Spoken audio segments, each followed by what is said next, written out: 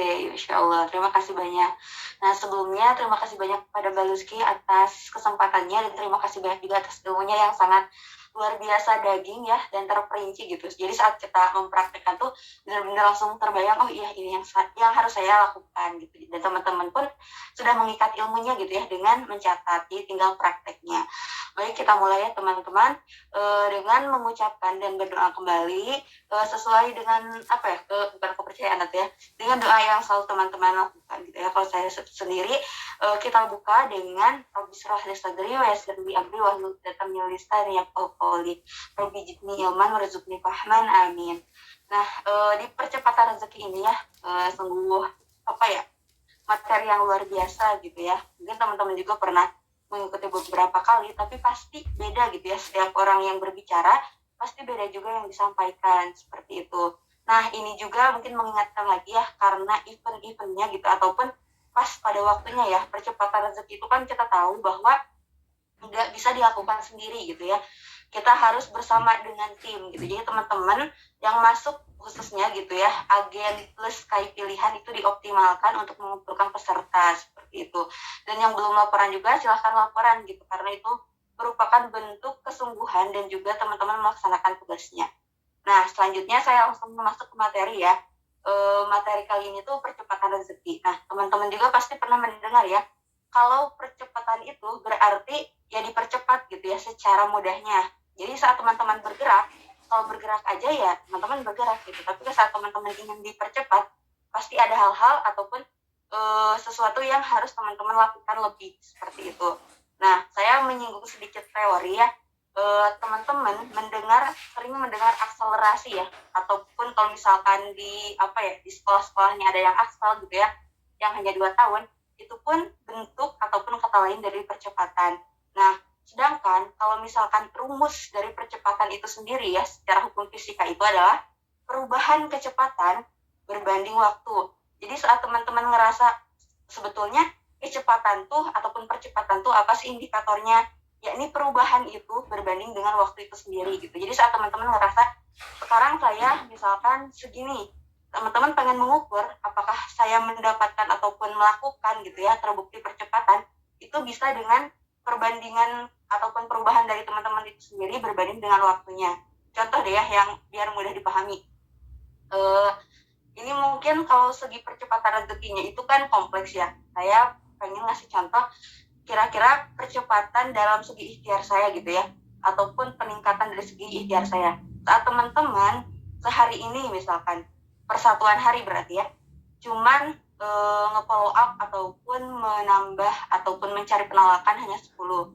Nah, teman-teman tingkatkan. Nah, otomatis kan itu tuh perubahan ya, dan berbanding waktu yang sama. Nah, itu juga teman-teman itu udah mengalami percepatan ataupun peningkatan itu sendiri kayak gitu. Dan ternyata ya teman-teman, antara hukum fisika, hukum bisnis gitu ya, dan hukum Al-Quran itu ada berkesinambungan gitu ya. Salah satunya dalam percepatan itu sendiri. Nah, percepatan itu identik dengan hukum Newton gitu ya. Kalau teman-teman apaan itu bisa teman-teman cari. Di mana hukum Newton 1 itu sama dengan Quran surat Ar-Ra'd ayat 11. Nah, yang kalau artinya itu panjang ya, teman-teman bisa lihat di dalam Al-Quran, tapi sering kita dengar gitu ya. Yakni Allah tidak akan mengubah suatu kaum sebelum kaum itu mengubah dirinya sendiri gitu.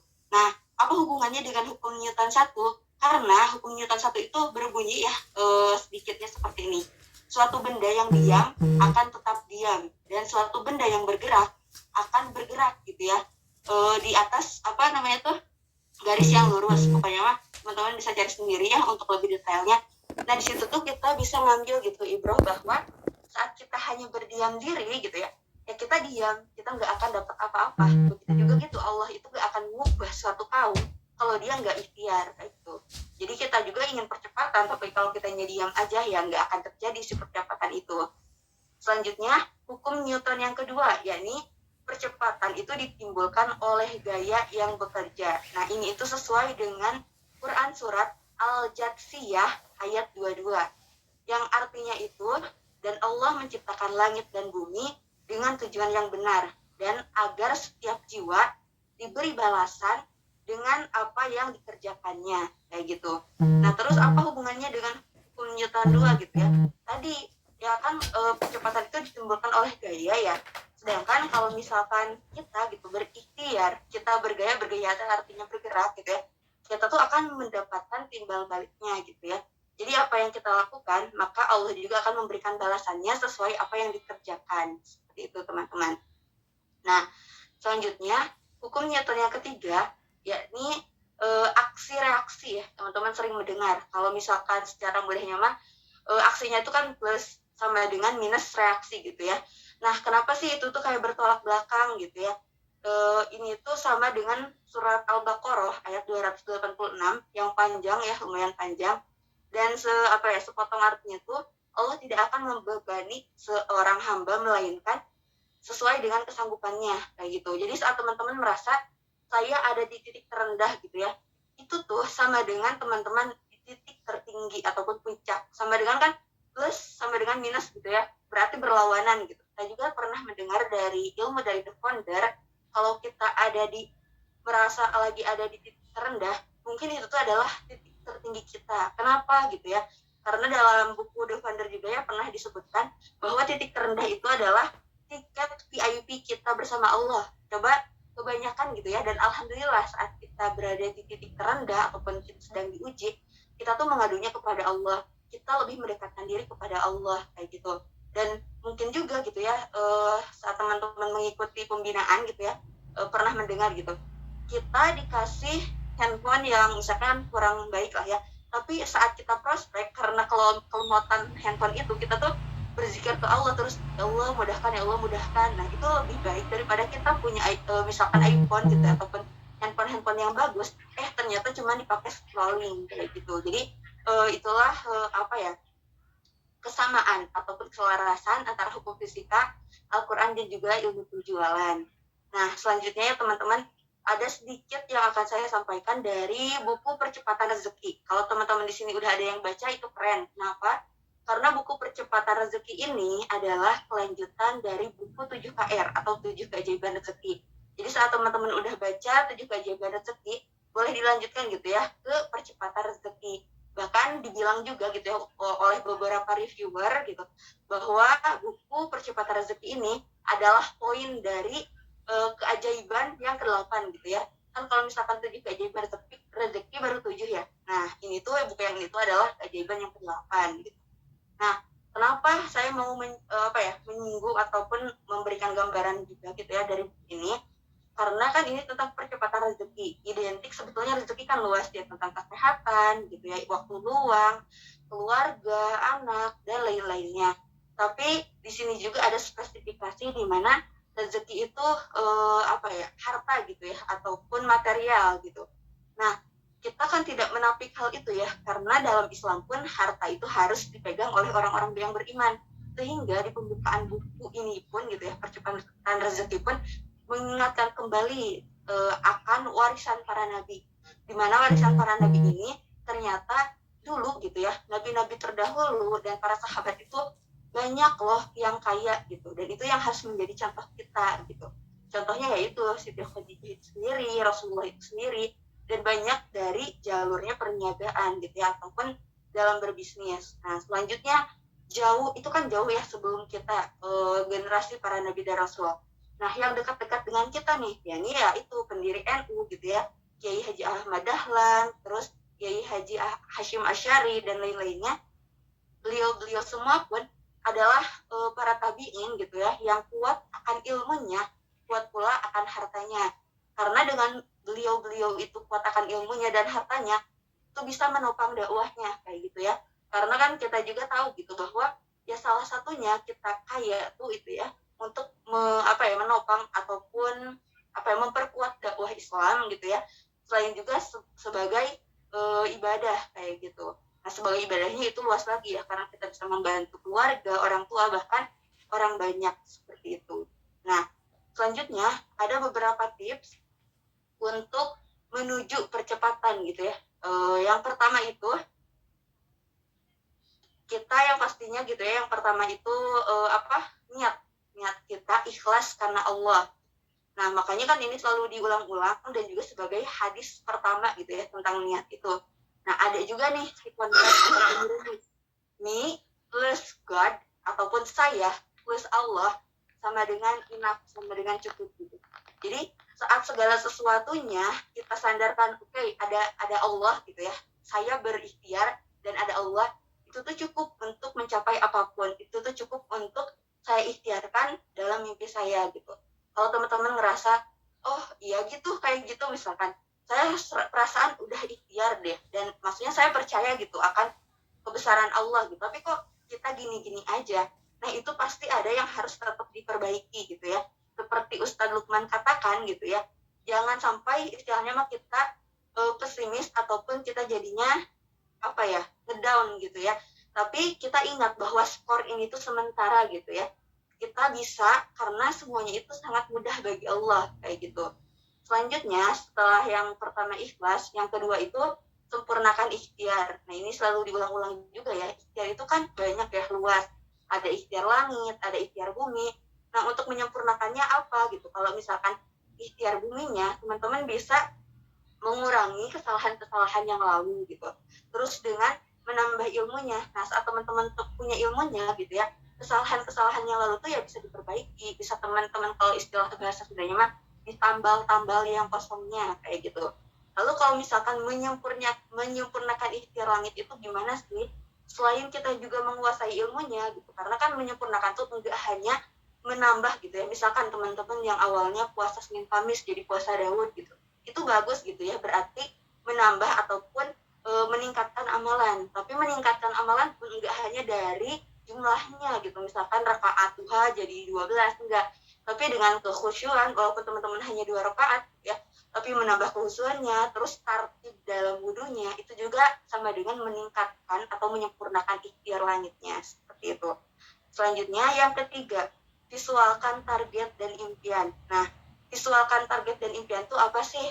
Visual, jadi teman-teman tuh bayangkan gitu ya, saat teman-teman memiliki target, udah kebayang gitu ya, misalkan target saya tuh ingin umroh. Nah, coba setiap hari teman-teman tuh membayangkan ada di depan Baitullah kayak gitu ya. Kalau misalkan mau rumah, teman-teman visualkan di depan kita tuh ada rumah. Jadi itu tuh lebih memancing atau meningkatkan emosional kita. Nah, saat kita biasanya gitu ya, manusia saat tersentuh emosinya, beliau tuh akan lebih bersungguh-sungguh, akan lebih fokus gitu ya. Ini aja kalau teman-teman nih sesi sharing ataupun sesi seminar, adalah langsung video ataupun suara yang untuk ibu gini ya, yang menyedihkan lah istilahnya, teman-teman langsung ingat ibu. Nah dari ingat ibu tuh teman-teman jadi kayak emosional, sedih, jadi berdoa juga bener-bener gitu karena udah melibatkan hati. Makanya sangat penting teman-teman memvisualisasikan target dan juga impian teman-teman seperti itu. Nah selanjutnya yang keempat gitu ya, pakai rumus 9 plus 1. Nah yang ikut pembinaan 3CM pasti ingat apa itu rumus 9 plus 1. Kalau yang belum, ya saya optimis mungkin teman-teman lagi sibuk atau saat menyimak ngantuk ya saking lelahnya gitu. Makanya saya review lagi dan saya masukkan ke tips ini. Apa itu 9 plus 1? Jadi kalau saat teman-teman 9 kali mencoba dan gagal, maka teman-teman harus plus 1 untuk bangkit. Jadi teman-teman 9 kali gagal, teman-teman harus 10 kali bangkit gitu. Maka saat teman-teman menerapkan rumus ini, gak ada namanya kata mundur atau menyerah. Karena teman-teman akan melebihi 1 gitu ya, untuk bangkit lagi gitu. Jadi kalau teman-teman 9 kali gagal, ya udah gagal. Enggak teman-teman, coba yang ke 10 kali, yakni untuk bangkit. Gagal lagi yang ke 10 plus 1 lagi. Coba yang ke 11 kali, seperti itu teman-teman. Nah, selanjutnya juga, yang kelima berarti ya, semangat teman-teman harus lebih besar dari tantangan. Kita bakal tahu ya, bahwa kalau misalkan kita berproses, kita ikhtiar, kita bakal menemui tantangan-tantangan, rintangan-rintangan, besar kecilnya kita tidak tahu. Tapi yakinlah bahwa semangat kita itu akan lebih besar dibandingkan tantangan kita gitu ya.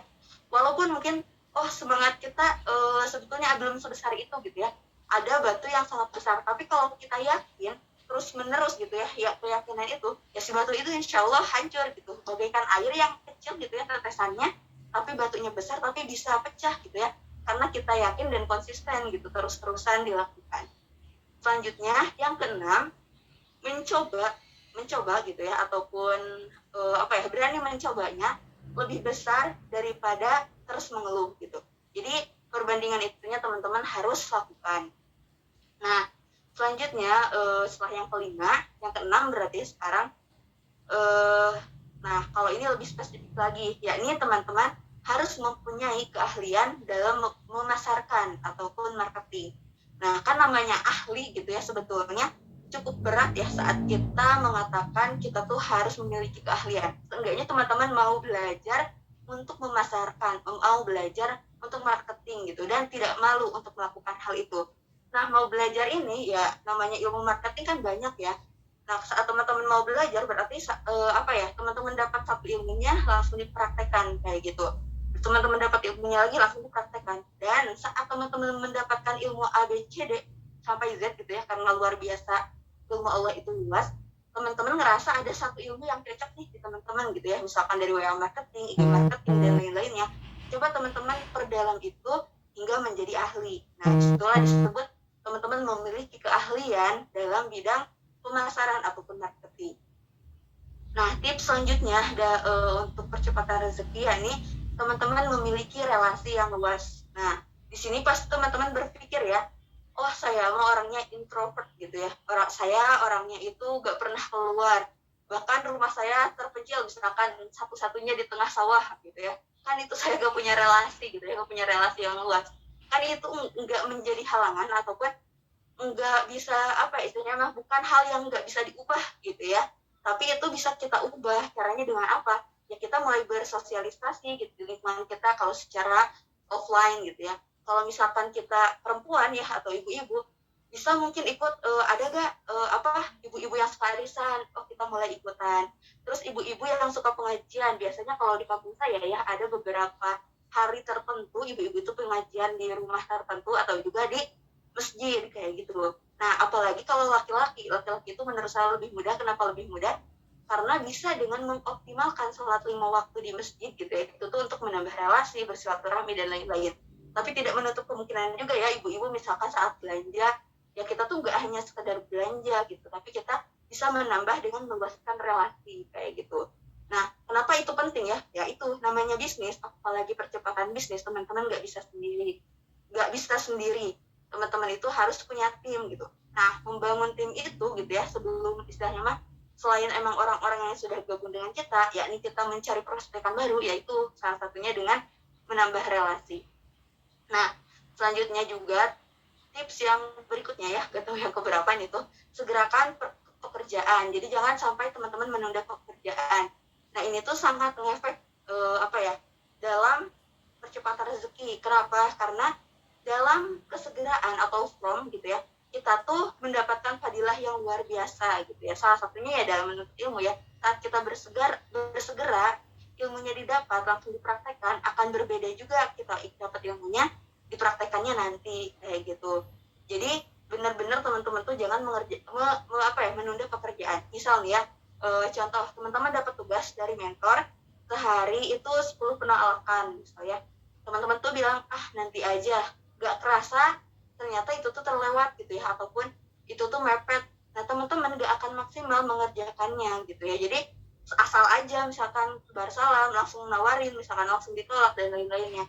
Sedangkan kalau teman-teman dikasih tugas langsung dikerjakan, teman-teman tuh akan optimal. Ada spare waktu misalkan dari 10 orang itu tuh gak dijawab, atau dijawab tapi teman-teman bingung jawabnya apa, bisa konsultasi dulu ke mentor. Beda dengan teman-teman mengakhirkan pekerjaannya atau menunda-nunda.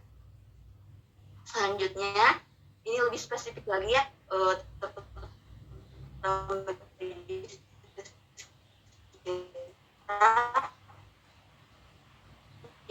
ini memiliki mentor yang sudah teruji gitu. Alhamdulillah nih di BP ini kan ada founder, terus kita juga sering belajar sama Mr. Go, yang lainnya mentor-mentor teruji gitu, karena mereka gitu sudah memberikan teladan dan contoh ya, dan sudah membuktikan istilahnya kalau misalkan kita impiannya umroh, mereka udah sampai gitu, tinggal kita yang mengikuti jejak-jejaknya seperti itu.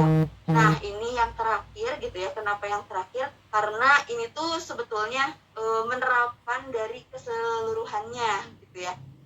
Yakni terapkan 7 keajaiban rezeki. Jadi kalau teman-teman apa ya 7 keajaiban rezeki itu, baca lagi bukunya. Nah teman-teman yang belum baca dan gak punya bukunya, boleh pinjam ke saya langsung japri aja. Tapi ada syaratnya. Syaratnya apa? Ya bukunya nggak rusak gitu. Karena insya Allah satu buku 7 KR saya tuh mau saya pinjamkan gitu ya ke teman-teman yang istilahnya mah masih terkendala untuk membeli gitu tapi ingin membaca seperti itu teman-teman, jadi langsung di saya seperti itu. Nah selanjutnya sih sebetulnya cukup ya dari saya, mudah-mudahan bermanfaat. Saya kembalikan kepada Mbak Rizky. Ya Masya Allah ya.